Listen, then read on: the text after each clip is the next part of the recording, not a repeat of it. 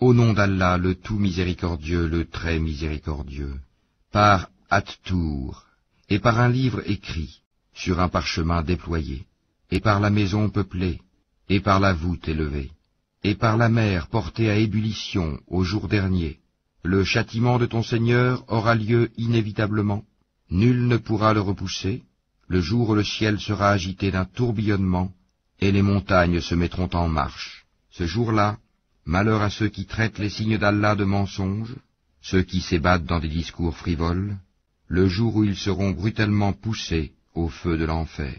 Voilà le feu que vous traitiez de mensonge. Est-ce que cela est de la magie, ou bien ne voyez-vous pas clair? Brûlez dedans, supportez ou ne supportez pas, ce sera égal pour vous. Vous n'êtes rétribués que selon ce que vous faisiez.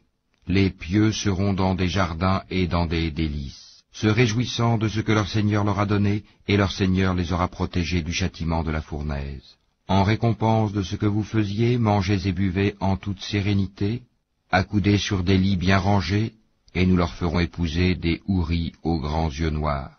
Ceux qui auront cru et que leurs descendants auront suivi dans la foi, nous ferons que leurs descendants les rejoignent, et nous ne diminuerons en rien le mérite de leurs œuvres, chacun étant tenu responsable de ce qu'il aura acquis. Nous les pourvoirons abondamment des fruits et des viandes qu'ils désireront. Là ils se passeront les uns les autres une coupe qui ne provoquera ni vanité ni incrimination. Et parmi eux circuleront des garçons à leur service, pareils à des perles bien conservées. Et ils se tourneront les uns vers les autres, s'interrogeant.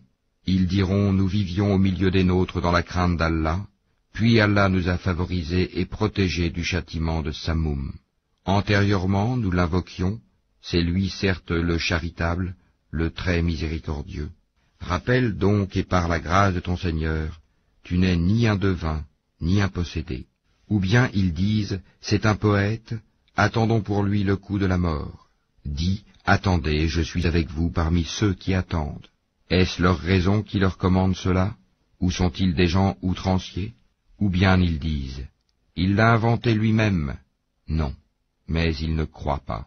Et bien qu'ils produisent un récit pareil à lui, le Coran, s'ils sont véridiques, ont-ils été créés à partir de rien, ou sont-ils eux les créateurs? Ou ont-ils créé les cieux et la terre? Mais ils n'ont plutôt aucune conviction. Possèdent-ils les trésors de ton Seigneur? Ou sont-ils, eux, les maîtres souverains? Ont-ils une échelle d'où ils écoutent? Que celui des leurs qui reste à l'écoute apporte une preuve évidente.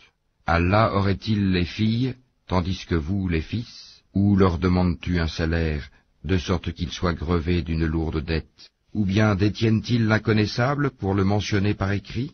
Ou cherchent-ils un stratagème?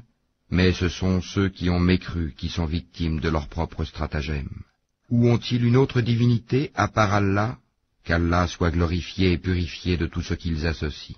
Et s'ils voient tomber des fragments du ciel, ils disent, ce sont des nuages superposés.